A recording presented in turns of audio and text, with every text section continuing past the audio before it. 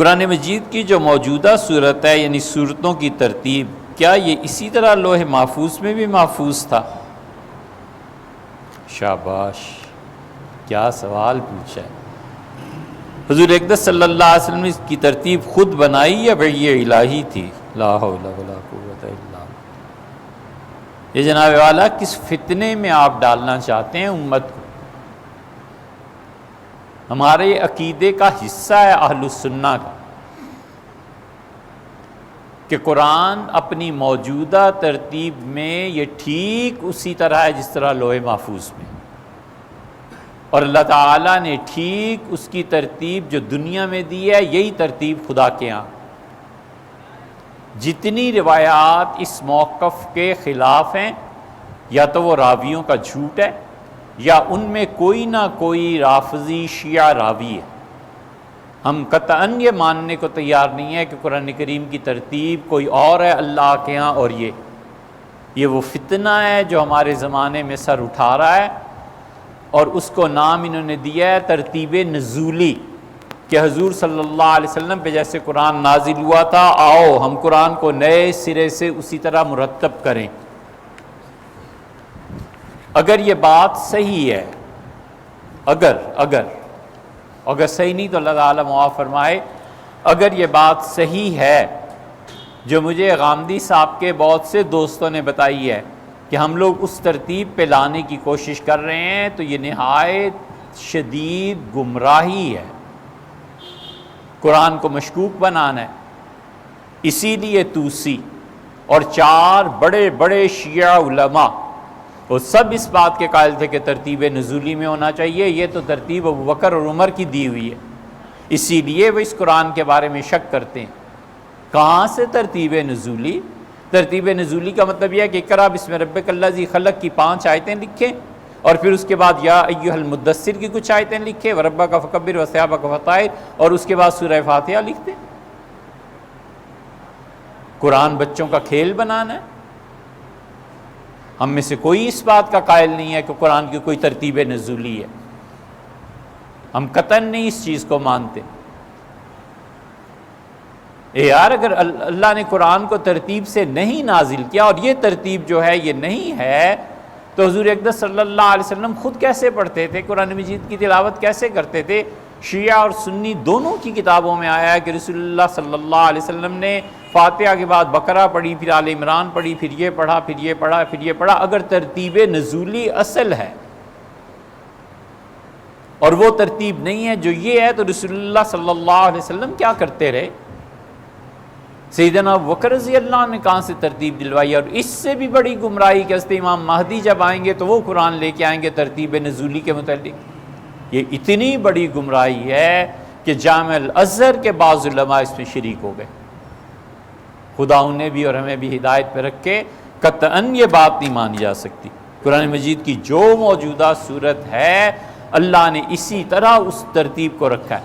ہوتا یہ تھا کہ رسول اللہ صلی اللہ علیہ وسلم کو اللہ تعالیٰ بتاتے تھے کہ یہ آیات آپ فلاں جگہ پر رکھ دیں۔ جب وحی ختم ہوتی تھی تو رسول اللہ صلی اللہ علیہ وسلم ان آیات کو اس جگہ پر رکھوا دیتے تھے۔ مثلاً واتقوا یوما ترجعون فیہ الی اللہ کی جو آیت ہے سورہ بقرہ کی، حضرت ابن عباس رضی اللہ عنہ وغیرہ کا خیال یہ ہے کہ آخری آیت ہے جو قرآن میں نازل ہوئی، اور رسول اللہ صلی اللہ علیہ وسلم سورہ بقرہ میں فلاں جگہ یہ آیت رکھو۔ یہ سب انہی کی ترتیب دی ہوئی۔ رسول اللہ صلی اللہ علیہ وسلم ان آیات کو خدا کے حکم کے مطابق رکھواتے تھے، اور یہی وہ ترتیب تھی جو رسول اللہ صلی اللہ علیہ وسلم دنیا میں چھوڑ کر گئے ہیں۔ سورہ انفال کے متعلق یہ تھا کہ کیا یہ سورہ توبہ، یقیناً سورہ انفال کو سورہ توبہ کے بعد رکھنا ہی تھا، لیکن کیا یہ سورہ انفال کا حصہ ہے یا سورہ انفال مستقل ایک صورت ہے؟ اس پہ صحابہ کرام رضی اللہ عنہ کے اختلاف تھا۔ تو امیر المومنین سیدنا عثمان رضی اللہ عنہ نے اس پہ فرمایا کہ اس پہ بسم اللہ نہ لکھو اور اسے سورہ توبہ کے بعد رکھ دو۔ اگر یہ اسی کا حصہ ہے تو بھی ٹھیک ہے، اگر یہ اس کا حصہ نہیں ہے، مستقل صورت ہے، تو بسم اللہ کے نہ ہونے سے کیا فرق پڑتا ہے، بس رکھ دو۔ یہ بہت بڑی گمراہی کا پیش خیمہ ہے کہ ترتیب نزولی دی جائے۔ اس ترتیب کو ادھر ادھر کرنے پہ حضور صلی اللہ علیہ وسلم اتنے ناراض، محبت تھی اس سے بلال رضی اللہ عنہ سے، اس لیے ان کی خیر رہی۔ سیدنا بلال رضی اللہ عنہ کو قرآن پڑھنے کا بڑا شوق تھا، اور کمال ان کا یہ تھا کہ سیدنا بلال رضی اللہ عنہ قرآن پڑھتے تھے نا جب، تو ایک آیت پہ رک کے اس جیسی دوسری آیات پھر قرآن سے تلاوت کرنے لگتے تھے۔ مثلا انہوں نے یہ پڑھا کہ اللہ لا الہ الا هو الحی القیوم مثلا، اور اس کے بعد اللہ لا الہ الا هو، اللہ لا الہ الا ہو مالک اس طرح کی آیات وہ ساتھ ملاتے تھے۔ اب ایک آیت وہ پڑھ رہے ہیں، تیسرے پارے کی اگلی آیت پڑھ رہے ہیں، چھٹے پارے کی وہی مضمون تھا، اچھا اللہ نے یہ بھی کہا، اللہ نے یہ بھی، ان کا ذوق تھا جسے شاعرانہ، یا جیسے آپ بغیر تشبیہ کے قوالی میں دیکھتے ہیں نا، شاعر شعر پڑھتا ہے قوال، اور پھر اس جیسے دوسرے اشعار لے آتا ہے، پھر وہ اصل غزل پہ یا قوالی پہ آ جاتا ہے کہ اس کے بعد اصل میں یہ شعر آتا ہے۔ سیدنا بلال رضی اللہ عنہ ایسے پڑھ رہے تھے۔ فتح القدیر میں آتا ہے کہ رسول اللہ صلی اللہ علیہ وسلم منع فرما دیا، اور اپنا بلال ایسے نہیں پڑھتے، جو آیت پڑھتے ہیں پھر اس کے بعد کی آیات مسلسل تلاوت ہوتی۔ تو رسول اللہ صلی اللہ علیہ وسلم ترتیب حضرت بلال رضی اللہ عنہ کی، حالانکہ بالکل سب صحیح ہے، اس کو نہیں گوارا فرمایا تو اور کسی کی کیا ترتیب نزولی ہے بھائی؟ اور صحابہ کرام رضی اللہ عنہ، سیدنا ابوبکر رضی اللہ عنہ نے کون سی ترتیب دی ہے؟ یہ کون کہتا ہے؟ یہ سب گمراہی کی باتیں۔ ہم اتنا مانتے ہیں کہ سیدنا ابوبکر رضی اللہ عنہ کے زمانے تک قرآن اس موجودہ جیسے یہ صورت ہے اس طرح لکھا ہوا مرتب نہیں تھا، سرکاری سطح پہ حضرت عمر رضی اللہ عنہ کے اصرار پہ حضرت ابوبکر رضی اللہ عنہ سے مرتب کروا دی بس۔ اگرچہ صحابہ کرام رضی اللہ عنہ کے ذاتی حیثیت میں لکھا ہوا تھا، ایک صورت آگے تھی ایک صورت پیچھے تھی۔ عبداللہ ابن مسعود رضی اللہ عنہ کا قرآن تھا، عبداللہ ابن مسعود رضی اللہ عنہ کے ہاں سورہ اعلیٰ وغیرہ جو تھی یہ پہلے تھیں بعد میں تھی۔ ابن مسعود رضی اللہ عنہ سے اصرار کیا اس نے زید بن ثابت نے کہ عبداللہ اپنا قرآن ٹھیک کریں، تو عبداللہ رضی اللہ عنہ بہت ناراض ہوئے۔ انہوں نے کہا یہ مجھے آ کے نصیحت کرتا ہے جو اتنا چھوٹا بچہ ہمارے سامنے کھیلتا رہا ہے کہ اس کی ماں اس کی چٹیاں بنا دیتی تھی اور ہم اس کی چٹیاں کھینچتے تھے، آج آ کے یہ مجھے بتائے گا کہ قرآن کو کس ترتیب سے رکھ۔ ابن مسعود رضی اللہ عنہ بڑے آدمی تھے، کسی نے نہیں مانا، جو ترتیب حضور صلی اللہ علیہ وسلم چھوڑ کے گئے تھے وہی ترتیب امت میں۔ اس میں شکوک شبہات ایسی روایات کا لانا بنیادی طور پہ یہ شیعت کے اس موقف کی تائید ہے کہ قرآن پاک بدلا ہے، قرآن پاک تبدیل ہوا ہے، لہٰذا اسے اس کی نزولی حیثیت میں پھر سے لکھا جائے، پھر سے ترتیب دو اور سارے قرآن کو اڑا دو، تو دین کیا رہ گیا والعیاذ باللہ۔ حضور اقدس صلی اللہ علیہ وسلم کوئی ترتیب خود نہیں بنائی، نبی کریم صلی اللہ علیہ وسلم کوئی ترتیب بنا بھی نہیں سکتے تھے، اللہ نے بتایا تھا کہ اس آیت کو یہاں رکھیں اور اس آیت کو یہاں رکھیں، اس طرح ترتیب بنی ہے۔ اللہ تعالیٰ کا قول نہیں آپ نے پڑھا؟ قرآن کریم میں تبدیلی اور آیات، اللہ نے فرمایا وَلَوْ تَقَوَّلَ عَلَيْنَا لِبَعْضَ الْأَقَاوِيلِ، اگر محمد صلی اللہ علیہ وسلم کوئی ایسی بات اس میں کہہ دیں جو میں نے نہیں کہی، لَأَخَذْنَا مِنْهُ بِالْيَمِينِ، ہم دائیں ہاتھ سے اس کو پکڑ لیں، ثُمَّ لَقَطَعْنَا مِنْهُ الْوَتِينَ، اور میں اسے ذبح کر کے رکھ دوں، اس کی گردن کاٹ دوں، وَمَا أَحَدٌ مِّنْكُمْ، اور تم میں سے کوئی ایک نہیں ہے جو انہیں بچا سکے۔ قرآن کے بارے میں اللہ اتنا غیور ہے، تے حضور اقدس صلی اللہ علیہ وسلم اپنی طرف سے کچھ نہیں کر سکتے، یہ کیا ہے؟ کیا کوئی ایسی آیات ہیں جو حضور صلی اللہ علیہ وسلم نازل ہوئی ہیں اور قرآن میں اس کسی مصلحت سے شامل نہ؟ کون سی مصلحت ایسی تھی؟ اس کا جواب صحیح حضرت ام المومنین عائشہ رضی اللہ عنہا نے دیا ہے۔ انہوں نے کہا حضور صلی اللہ علیہ وسلم نے شہد کو حرام کرنے کا ارادہ فرما لیا تھا اور اس پہ کہہ بھی دیا تھا کہ اللہ کی قسم میں آئندہ شہد نہیں کھاؤں گا، اور اس آیت کے متعلق ہے یا سورہ احزاب کی ایک، اللہ نے کہا کہ جو آپ کے دل میں تھا کہ زید نے اب زینب کا طلاق دی ہے تو اس کا ہوگا کیا میں اس سے شادی کر لوں؟ اللہ نے فرمایا آپ کے دل میں تھا نا، ہم نے اسے کھول دیا، جائیے آپ زینب سے شادی کیجیے، وہ آپ کی بیوی ہے۔ ام المومنین رضی اللہ عنہ کہتی تھیں اگر کسی نے پوچھا تھا ان سے یہی سوال، تو انہوں نے کہا اگر حضور صلی اللہ علیہ وسلم کوئی چیز چھپانی ہوتی نا تو انہی آیتوں کو چھپا لیتے۔ سب غلط بات ہے۔ حضور صلی اللہ علیہ وسلم خدا کے کلام کو آپ سوچیں اگر چھپاتے.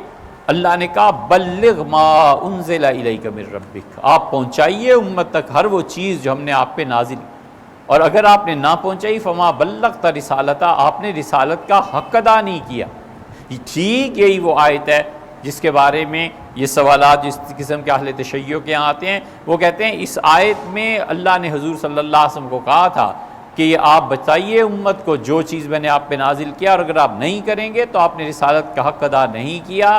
اسی وجہ سے رسول اللہ صلی اللہ علیہ وسلم وفات سے 20 دن پہلے خم غدیر میں رکے، اور آپ نے سیدنا علی رضی اللہ عنہ کو بلایا اور سب کے سامنے کہا کہ من کنت مولا فعلی مولا، میں جس کا آقا اور مالک ہوں علی اس کے آقا اور مالک ہیں.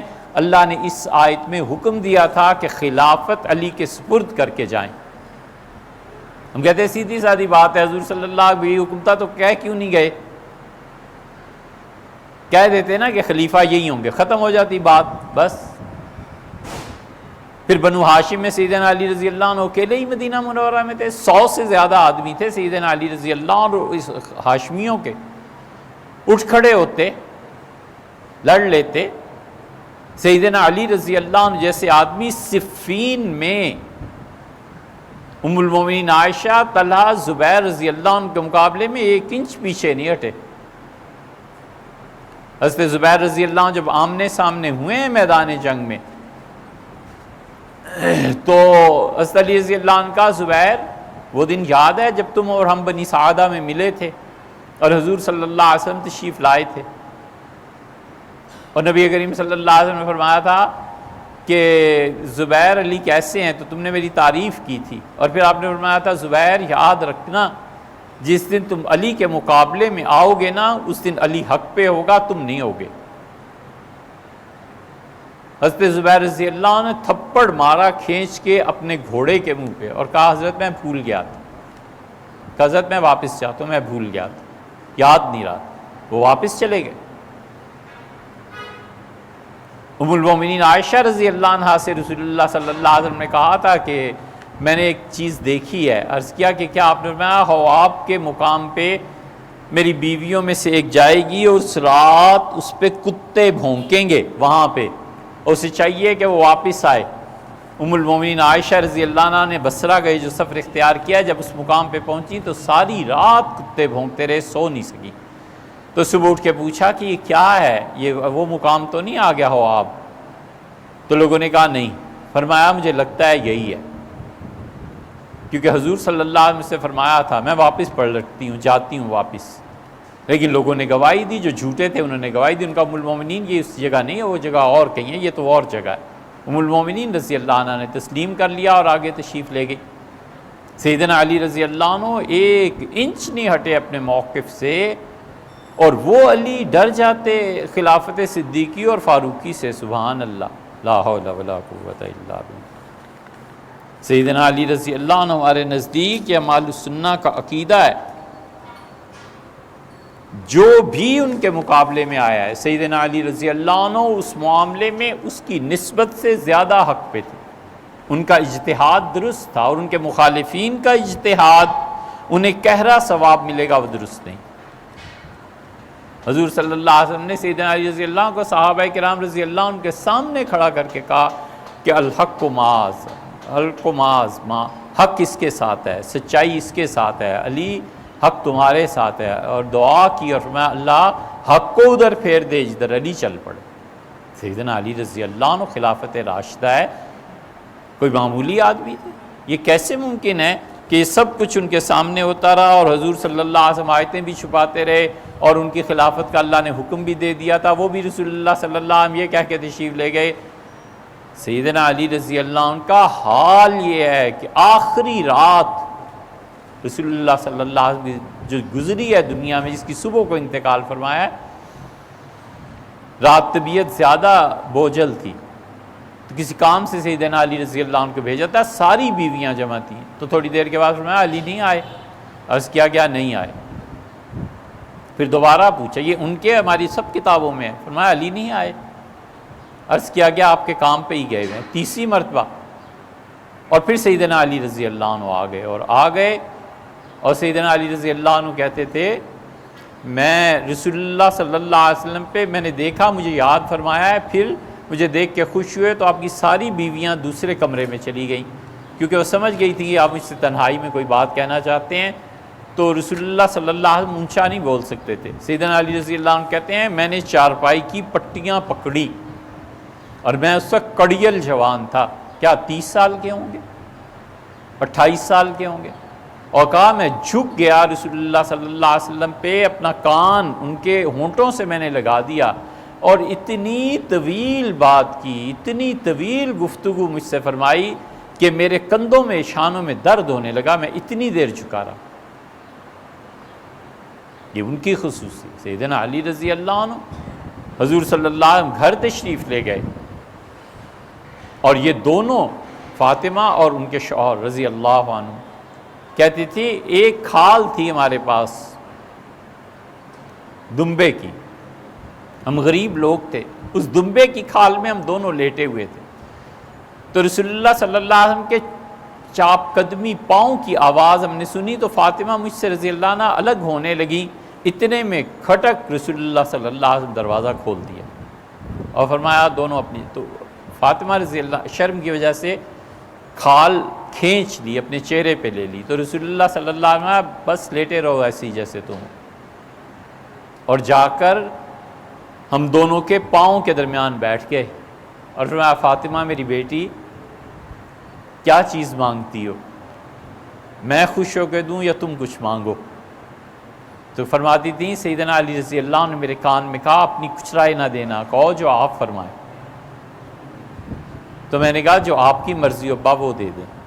فرمایا میری بیٹی رات کو سونے سے پہلے 33 مرتبہ سبحان اللہ، 33 مرتبہ الحمدللہ، 33 مرتبہ اللہ، 34 مرتبہ اللہ اکبر، دوسری روایت میں آتا ہے کہ 25 مرتبہ یہ تینوں اور 25 مرتبہ لا الہ الا اللہ، یہ پورا کلمہ پڑھ کے سویا کرو۔ اور میں بیٹی تمہیں کسی کی ضرورت ہی نہیں رہے گی کسی کی خدمت کی۔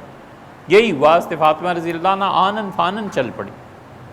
یہ تجربہ کر کے دیکھ لو، جو آدمی یہ پڑھتا رہتا ہے نا رات سونے سے پہلے، دنیا جہان ڈاکٹر کیا اور حکیم کیا فارغ ہو جاتے ہیں، سب آرام سے چل پڑتا ہے، کسی کا احسان ہی نہیں۔ سیدنا علی رضی اللہ عنہ کہتے ہیں جب بیٹھے تو دونوں پاؤں پھیلا دیے میرے اور فاطمہ رضی اللہ عنہ کے درمیان، میں نے ہاتھ سے چھوا تو سخت سرد تھے، ضمہما میں نے اپنے سینے سے چمٹا لیا حتیٰ اسخنہما، یہاں تک کہ رسول اللہ صلی اللہ علیہ وسلم کے دونوں پاؤں میں نے گرم کر دی۔ یہ انہی کی خصوصیت ہے، اس طرح جھکنا اور اس طرح پاؤں کو رات بھر سینے سے چمٹائے رکھنا۔